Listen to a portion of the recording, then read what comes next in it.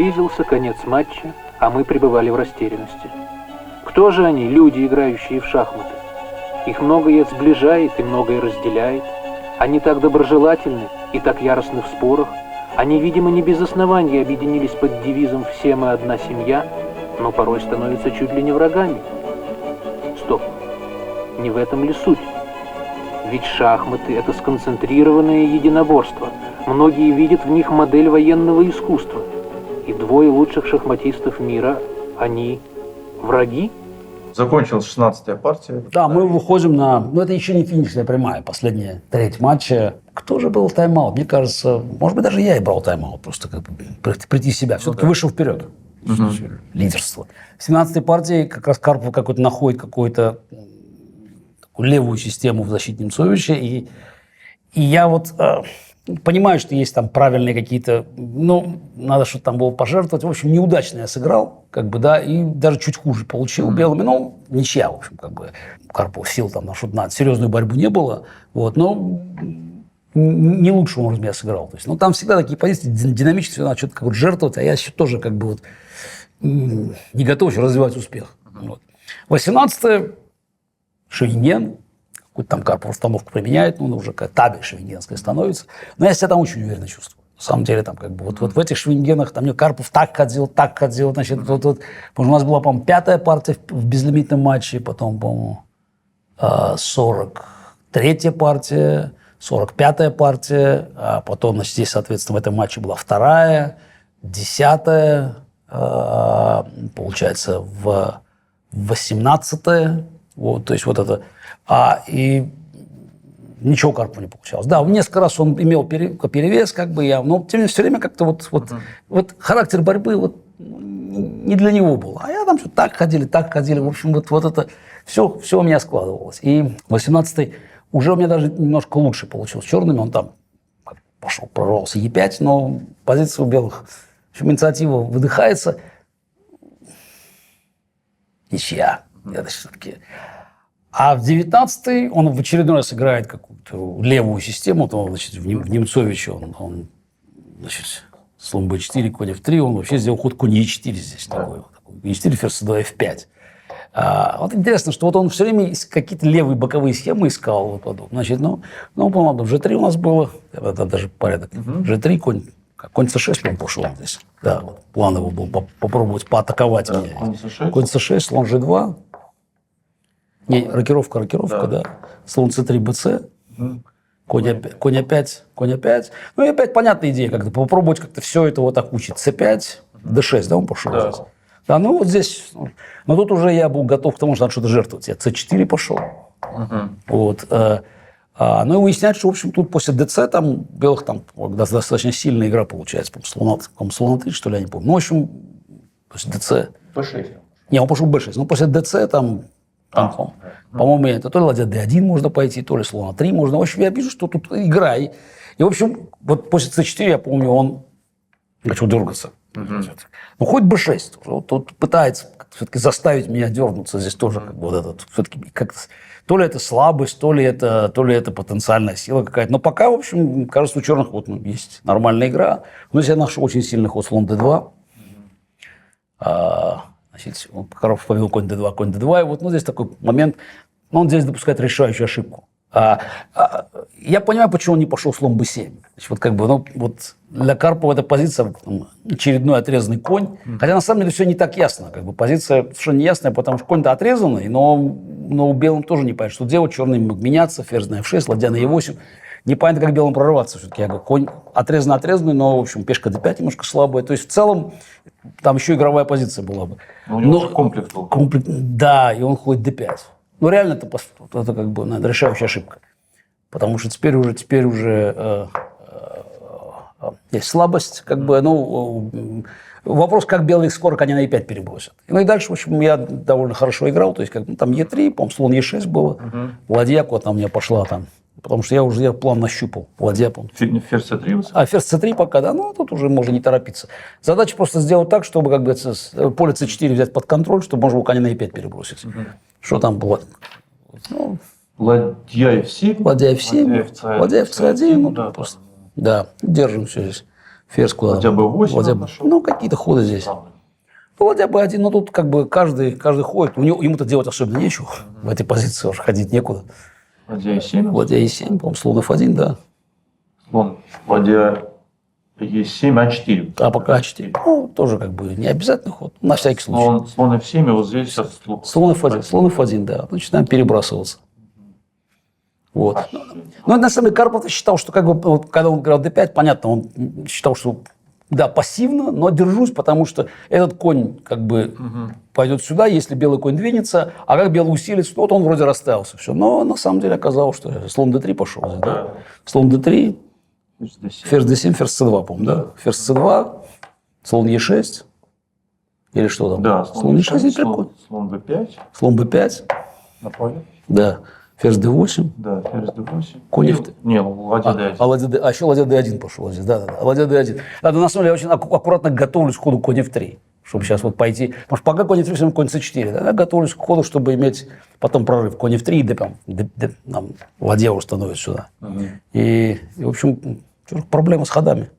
Не карповский ход g5. Ну, на самом деле, мне кажется, он в этот момент как бы он устал просто стоять на месте, потому что рано или поздно что-то белые сделают. g5, ну теперь-то точно конь f3. Конь f3, и теперь конь c4 да, взял и d5 просто прорвался, да. А, ну, иначе ладья g7, конь e5. Не, ну, тут уже агония, потому что теперь конь d2 на e5 перешел. Все, как бы, это то, что я готовился. Доминация. Это тотальная доминация. Что там? Ферзь f4. f4, да.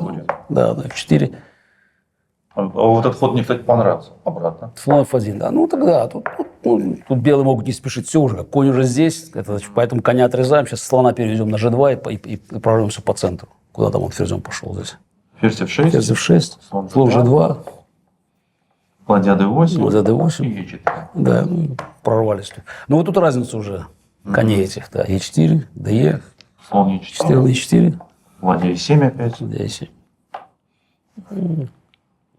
Ферзь Ферзь c3, да. d5 грозим. Тут потенциально, я пока даже я не знаю. Пока пешку защитили вообще просто. Может, пока никуда не дергаться вообще. И слон d5 вроде. Слон d5. Не выдающийся. Ну, а что делать? Просто, когда можно, конечно, лучше бы устоять, но он уже же устает. Вот, что я пошел, ладья e1 здесь. Да? Ну, мало того, что король открыт, главное, что разница, как в качестве фигур. Слон e4, да? Король нет, король g7. Король g7. А, ну тогда уже здесь Конь g4. конь g4, тогда начинаем здесь. Да. Ферзь f7, слон d5, ладья d5. Ладья e7, ферзь e7, ладья e1. Ладья e1. Белые здесь быстро подводятся. Ферзь d8 и опять конь e5. Опять конь e5. Тут уже видно, что Ну да, зияет. да, сейчас. Рано или поздно белые. Сейчас все прорвут здесь. Ферзь f6 он сыграл. Ферзь f6. По-моему, ЦБ, да. ЦБ. Теперь ЦБ неожиданно ударили сюда. Ферзь f6 Ферзь b6. и g. И Жеф теперь еще ударили здесь. Еще Жеф ударили здесь. Вот. Хороший парк. Ладья d4. Ну да, ну ладья d4, конь f3 просто, да. Сразу сдался. Да, сразу сдался. Он тут отложил. Ну да. Да, ну просто на ЖФ король h1 здесь просто. Да. ЖФ король h1, да. После, если бы он бил ЖФ здесь, то, по-моему, просто... да. ЖФ король h1 просто, да. И там ладья подключается через G1, да. То есть... Тут уникально, что вы записанный ход, ну, не записали ход, а просто на доске. Вот это 4 конь f3 было, да. Конь b3. Конь b3 было. Ладья b1, что ли? Да, ладья b1, да. Ферзь f6. Ферзь f6. И здесь можно было как бы партию отложить. Но Ну, я ферзь c7. Ферзь c7. Я просто... Ну, а что такое? Что же он не сдается-то? Не помню. Ну, да. Я на доске сделал. Зачем рисковать? Значит, еще не то запишешь. Ну, прям я сделал на доске ход. 19-я партия плюс 2. Ну, тут уже, значит, так... Близко. Замаячило все. Так близко. 5 партий осталось. Причем это не только же 5 партий, это на самом деле характер борьбы же. Все идет в одну калитку. Сравнял счет в 11-й партии, вышел до 16-й, теперь 19-я партия. А 20-я психологическое давление. То есть, с одной стороны, я хочу отбиться, а Карпов надо как-то играть на выигрыш, но тоже сил особых уже нету. Ферзевый гамбит я легко уравнял. Ну, такой, как бы, чуть там на крошку у белых лучше. ну, играю не очень. Как бы. Вот хочу сделать сразу ничью, да, давление какое-то чуть-чуть улучшается, партия откладывается, вот у них какие-то там маленькие шансы есть, ну, удержался. На этот раз, в общем, я уже, хотя создал себе проблемы, но тем не менее удержался, долго играли, там длинное доигрывание было. Остается 4 партии, плюс 2. Вообще непонятно, за счет чего как бы у Карпова есть какие-то шансы. Но вот здесь момент такой, как 21-ю партию играть? В принципе, мне надо сделать 3 ничьи. 2 белых. Да. Ну, вот как играть 21-ю партию? И вот я помню, вот начинать d4 пошел, на этот раз d5 уже все. c4, e6, конь c3, слон e7. Я здесь думаю, я не помню, сколько я вот здесь, ну, я не знаю, 15-20 минут. Я вот начинаю, вот в дебюте я задумался, потому что или играть конь f3, вот то, что я в 23 играл, вот там новенькую систему мы придумали, свежую по тем временам, вот, ну, с взятием на f6, там, вот, то, что я потом буду играть уже в 23-й партии и в матч-реванше регулярно. Либо играть cd слон f4, вот как бы уж более на борьбу. И вот ровно этого времени потом не хватит в конце. И вот я думаю, так сыграть, или так, или так. Ну, хочется сразу решить, потому что инициатива-то у меня, а с другой стороны, ну, так что я одну ничью черными не сделаю. Как бы, если надо поддержать как бы немножко, ну, маленький плюс, даже если ничья, 22-ю отобьемся, 23-й, ну, все, то есть матч. Но так в сценарии записано не было. На самом деле, как бы вот судьба была играть все партии до конца, и чтобы каждая партия этого давала какой-то ценный материал, вклад так, в шахматную историю. И в драму. Да, и в драму, да, чтобы никто вот не расслаблялся. И я играю с ним вместе с ним играю партию, переживаю так же, как и он. И я вижу практически все его ходы. Вот, так что как-то есть у нас какая-то внутренняя связь. И для меня это своего рода Голгофа. Вот место, на котором я сижу. Ну, что делать? Я присутствую. Я это вижу, и вы понимаете мои переживания, когда он ошибается. Когда я вижу, что он ошибся, я вижу его я чувствую его состояние во время партии, я вижу, когда он плывет, я вижу, когда он в ударе. Но, увы, я же ничем не помочь не могу. Но я должен там присутствовать, потому что я просто сойду с ума. Понимаете, когда я играю, мои ошибки, но это мои ошибки, я за них в ответе, и только я за них в ответе.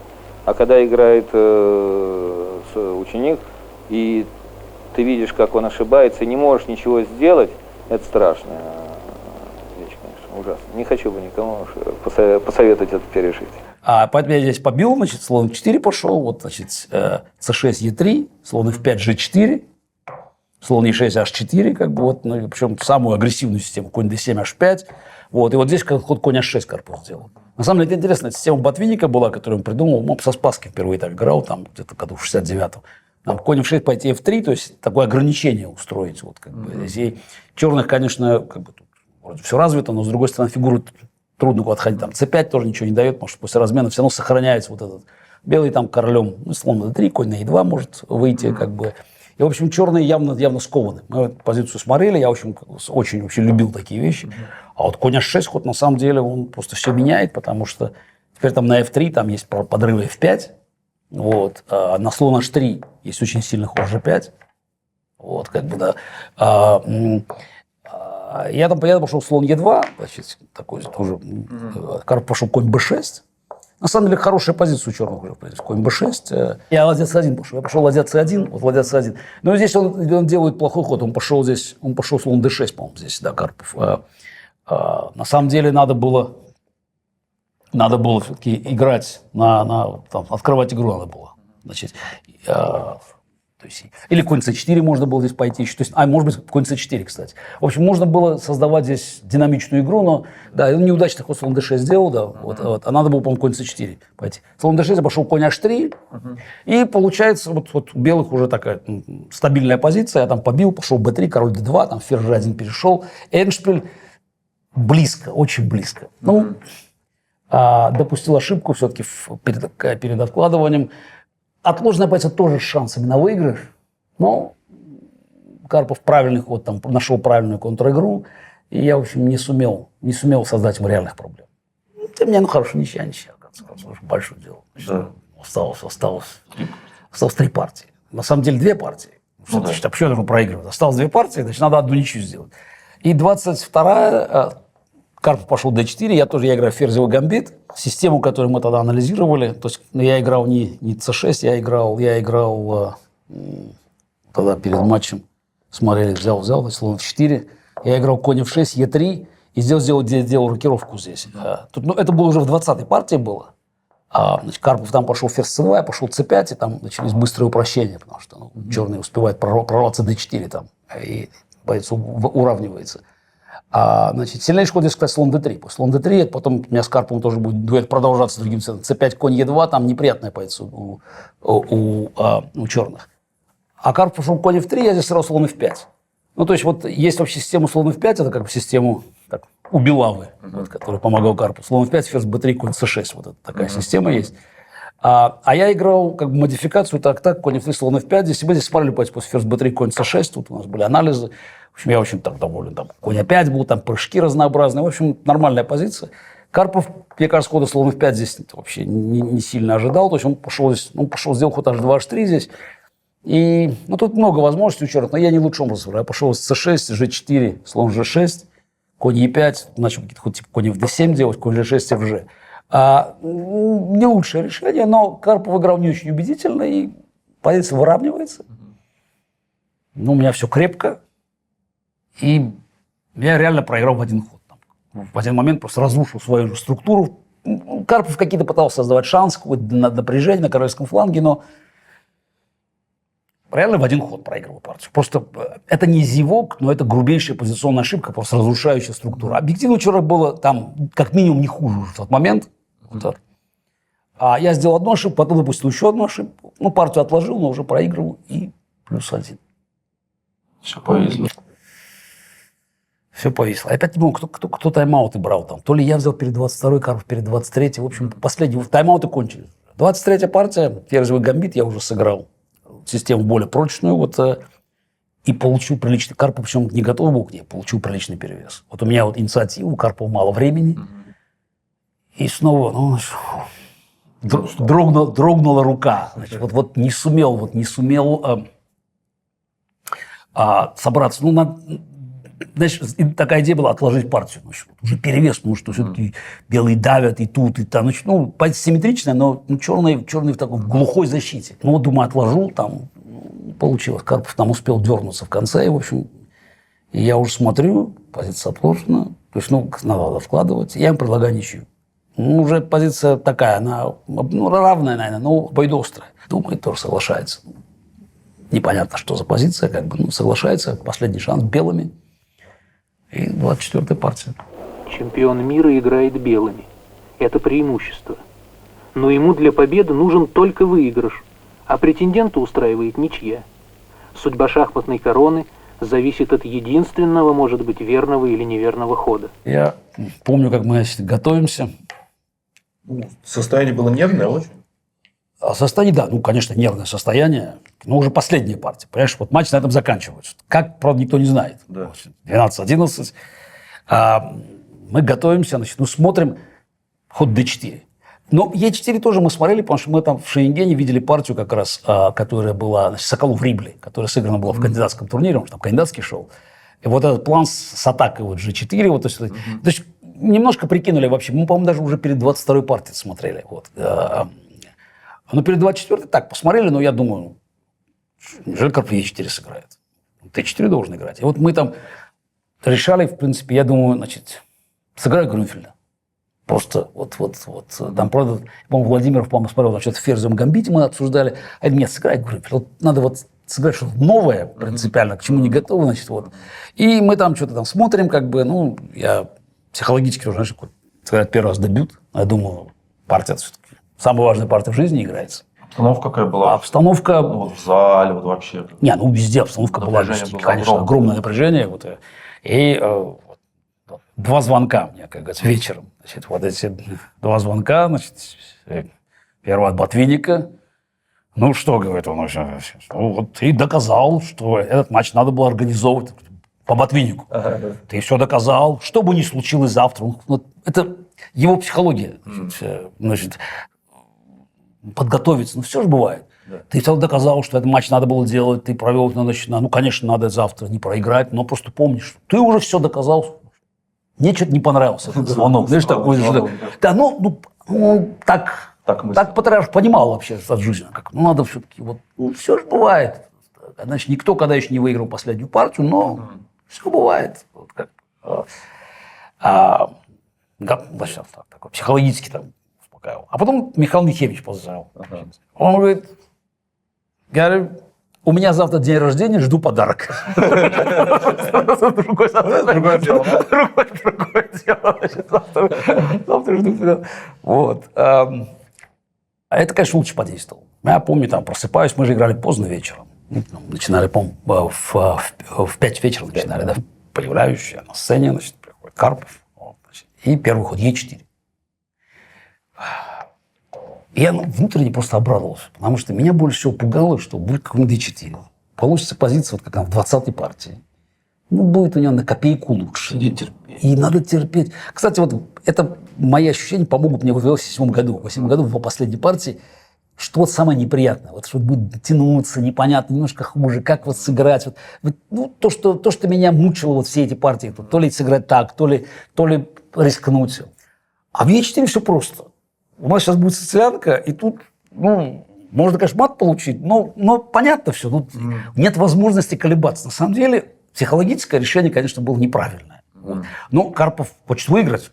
У него есть план, потому что он подготовился. Значит, ну, понятно было, что будет, скорее всего, Шенген. Вот это слон Е2, Е6, там рокировка, там слон Е7, F4, рокировка, король H1, значит, ферзь C7, А4, А4, конь 6, слон Е3, ладья Е8, ладья Е8, слон F3, ладья Б8, да? Да. Вот, ладья Б8, да, значит, ферзь D2, как бы так и было у нас. Ну, у нас же было так 18, слон D7, конь B3, B6. Ну, и здесь уже не то, что он там играл, по-моему, как он, слон F2. Да, пошел, да, а здесь пошел G4. Естественно, пошел G4. Ну, довольно быстро мы все исполняем. Я почему понимаю, что слон C8, G5, конь D7, сейчас пойдет ферзь F2. Потому что Соколова слон G2, и тут, кстати, конь опять больше смысла имеет, потому что не успевает белый. А идея ферзь F2, чтобы на конь опять пойти ладья D1, конь C4, слон C1, выйти туда. То есть, поэтому я ожидал этого хода, это как раз было карповское усиление. С точки зрения вот 24-й партии, вот если так посмотреть, то, конечно, идеально для белых, потому что острейшая позиция, белые атакуют, но им надо выиграть. Ну, да. Но вопрос не в том, какая позиция, а в том, кто как себя в этой позиции чувствует. И у меня было совершенно спокойно настроение, потому что, да, ну, атакуют, хорошо. Я в Шенген играл с 72-го года, как бы, да. То есть вся моя жизнь сознательная, как бы, она вот к этой партии вела. Вот, значит, и я пошел, по-моему, слон b7. На самом деле я играл не лучшим образом здесь. Играл. Но как бы, там слон b7, по-моему, был, да? Или я слон f8? Слон f8. Ну, как бы я свою расстановку провожу здесь. То есть я знал, что расстановка надо расставить на g6, слон g7, значит, как бы вот здесь иметь там ход конь f8, когда он вздвоится по h. Общее очень представление. Но я не хотел конь опять играть. Кстати, это правильно. Вот, нечего здесь коню делать. Конь должен тут стоять, потому что с этого поля он будет держать поле d5. Когда нам придется встречать слон d4 ходом e5, конь с b4 держит вот этого коня. То есть это важный момент. Слон f8. Ну, опять, это не самое лучшее решение. Сильнее слон b7 ходить. Это, кстати, довольно много как бы потом анализируется. Слон f8, ладья d, слон g2. G6, да? Да. G6. Нет. Слон... Или слон B7. Слон B7, слон B7. Ладья D1, G6. Ферзь H4, да? Слон C1, да? Ну, просто здесь перекрасно. Слон C1. Да, но здесь надо было... Здесь конь C5 интересный ход был. Вообще, если, конечно, лучше было ладью, конечно, эту не пускать туда. Я пошел слон G7, а пошел ладья D3 здесь. Ладья B7. Ладья BC8, ладья D3. Ладья D3. Конь B4, ладья H3. На самом деле здесь Карпов был очень доволен, потому что все идеально у белых. Эта ладья с А1 оказалась на H3, не эта ладья здесь. Вот, а это, ну, на самом деле, как бы, это не конец света, но с точки зрения 24-й партии, белых все складывается идеально. Уже атака тут, как бы, смесь посмотреть сюда. Значит, я пошел слон G7 здесь, чтобы на ферзь 4. Да, слон G7. И он пошел тут слон E3. Слон E3. Вместо F5. Да, вот, он пошел. Да, и здесь вот момент, конечно, был ход F5, и ход действительно крайне опасный был. Потом будет такая заочная дуэль у нас. Я тут найду возможности, как тут черный надо сопротивляться. Тут на самом деле, по-моему, ЕФ. Но это не факт, что мог дошел бы слон G2, король G2. Тут угроза... Кстати, мы оба не видели, что ферзь H4 нападает на 2 сразу. Поэтому единственный ход здесь ферзь B7, шах, король G1. И здесь надо ладья C4 ход найти. Ладья C4, FG, ладья G4 шах, ладья G3, взял и конь E5. И на самом деле черных все в порядке здесь. После GH король H8 просто пойти и пойти неясное. Ну, то есть у белых там, нормально, но выигрыша никакого нет. Другое дело, что такое найти, конечно, очень непросто. Но вот ровно то, что я сказал по поводу характера позиции. Карпов не хочет торопиться, зачем F5, там какие-то шахи будут. Он готовится просто слон E3. Следующий, значит, на самом деле угроза слон D4, собственно. Значит, E5, он бьет, и если конь E5, то ферзь H4. Ну, с той точки зрения, как бы сейчас партия заканчивается уже. А что делать? Сейчас осталось последний ход. Вот этот критический момент партии, матча, вообще там шахматной истории, да. Я смотрю на позицию, я, конечно, понимаю проблемы. Да, при этом еще, надо сказать, что есть еще психологический фактор, потому что я там в какой-то момент выхожу за кулисы, там есть такой большой плакат. Анатолий Евгеньевич, поздравляем с победой. Просто, чтобы я просто прочитал. Висит плакат там, значит, чтобы морально подготовить меня к этому. Ну, это, я думаю, они зря сделали, да, скорее всего. Нет, честно говоря, вообще не волновал. Я тут жил в своей партии, и важно, это вот была позиция, которая меня интриговала. Мне просто интересно было, как бы я себя лучше чувствовал. Но, как говорят, слон Е3, я вот здесь погружаюсь в раздумья. Что сделать? Говорит, слон D4. А как защищаться? Надо пойти Е5 будет, он побьет на Е5, висит пешка F7. Если я бью конем, ферзь H4, надо сдаться. А я думаю, подожди. Висит пешка F7. А если ее защитить? Ну, как-то ход, конечно, некрасивый, но... С другой стороны. А с другой стороны, я хожу ладья E7. Я помню, я этот ход сделал, Карпов вернулся. Вот чувствую, что... хороший шахматист. Вот он понимает, что упустил. Вот момент упустил. Да? Вот что-то... Ход-то выглядит, но... Так нет, так у белых одна угроза. Так мы от нее защитили. Слон D4, мы ходим E5, F5, DE. А конь не может на F8 вернуться.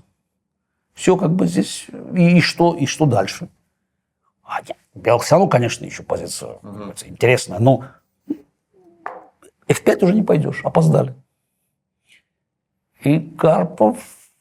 Как слон D4 уже, значит, вроде бы под E5 попадает, пешка защищена, не то. Вот.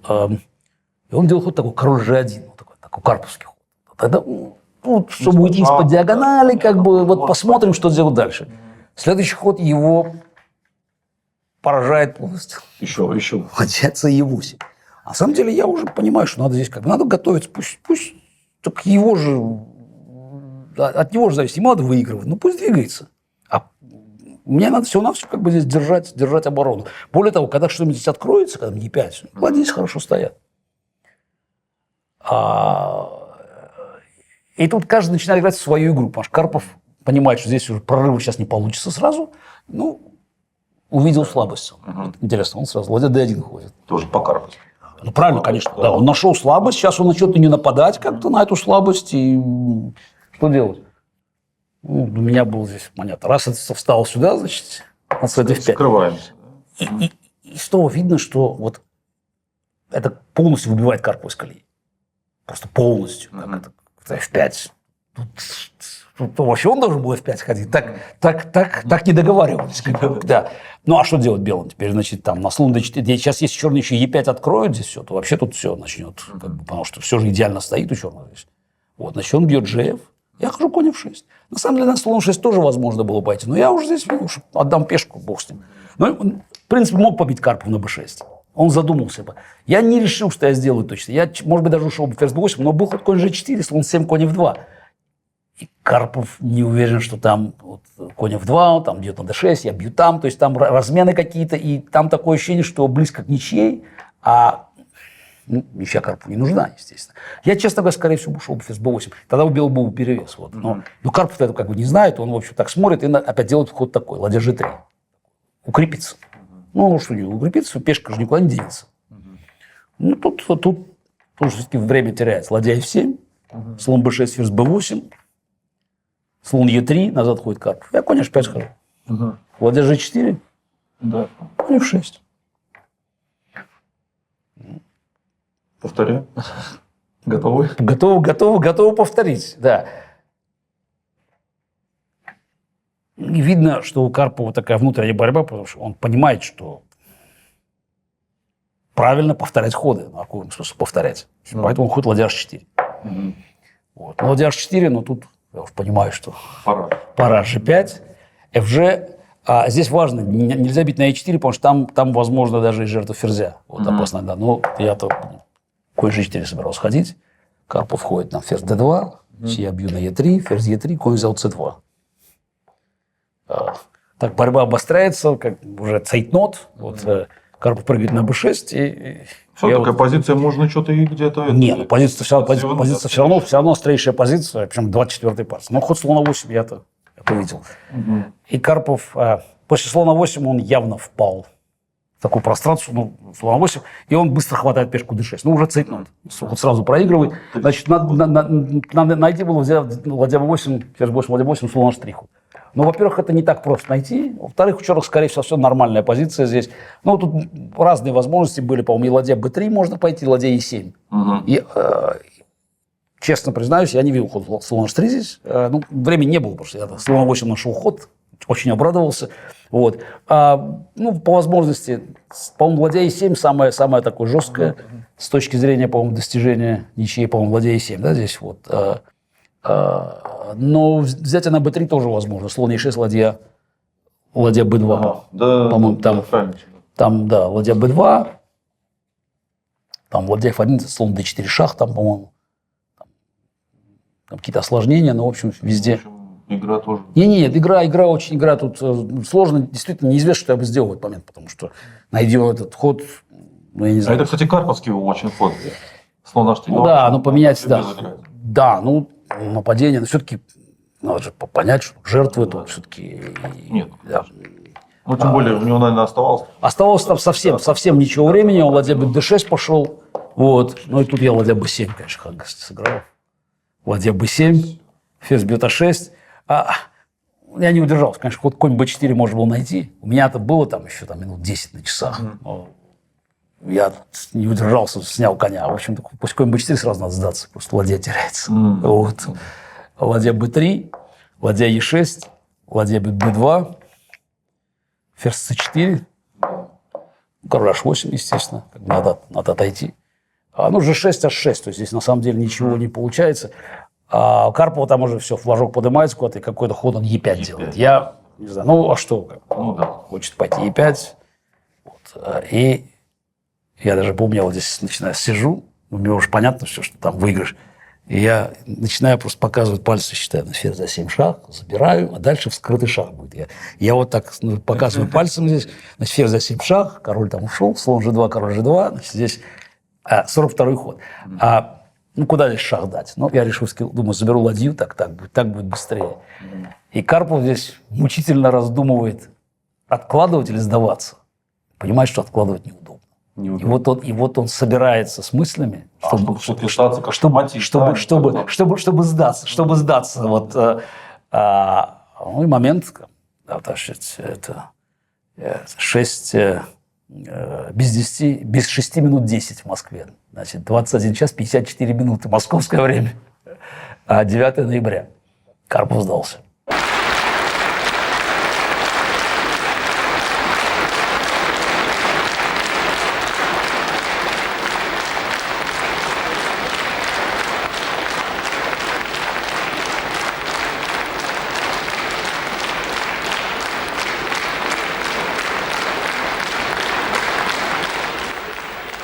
Мир приветствует нового чемпиона.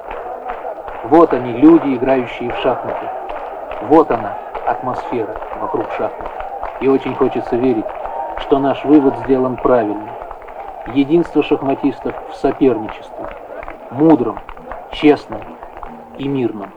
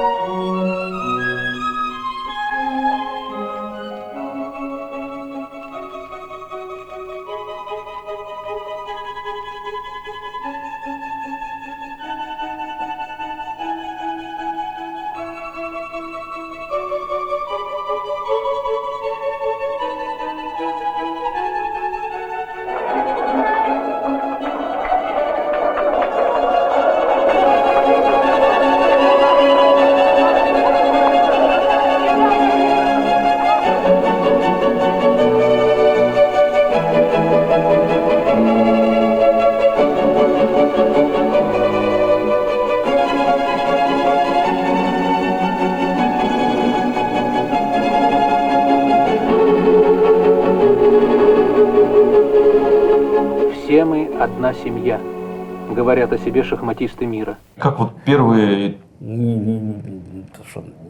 голова? Абсолютно невероятное самое ощущение. Сейчас просто трудно это как-то уже, наверное, описать, представить. Тогда это все такое событие было. Даже не в вашей жизни, а вообще глобально. Вообще страны, глобально и в жизни страны, и в шахматной истории. Да. Большой день был, скажем. Был большой день, большая ночь. Я вернулся в нашу резиденцию. Долго ходил там, что-то кричал, просто как Тарзан. Ходил там по всем комнатам, что-то там кричал. Там просто, это абсолютно вот набор вот этих ощущений, он непередаваемый.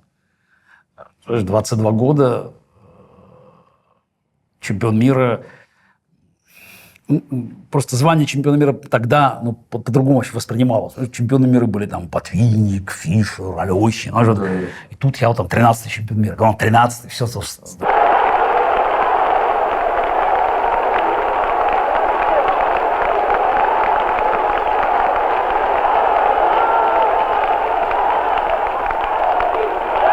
Новый чемпион мира по шахматам.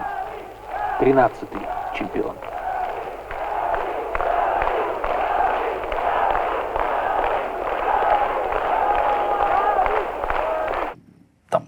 Собрались там гости, там был Гена Хазанов приехал, там тоже как-то чуть не плакал. Да? Я знал в Москве много людей.